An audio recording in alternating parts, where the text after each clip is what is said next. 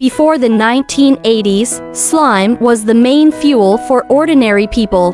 In order to facilitate storage and use, coal slime is generally mixed with a small amount of Loess to make coal bricks and honeycomb bricks. Now, it can also be pressed into balls by coal slime ball press for easy use. Here we tell how to correctly operate the vibrating screen of the coal slime ball press.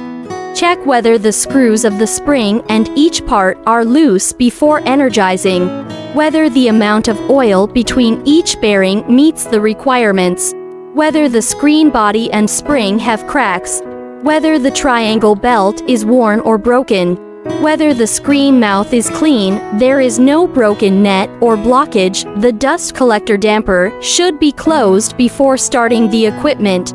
When the interlocks start, when the pre-start signal is received, the accident switch can be turned on and the device starts with the system.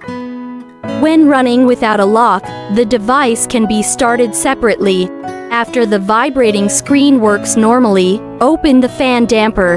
Normal parking is carried out by the operating station. When the material in the screen is discharged, press the stop button next to the machine to stop. After stopping, the accident switch should be cut off.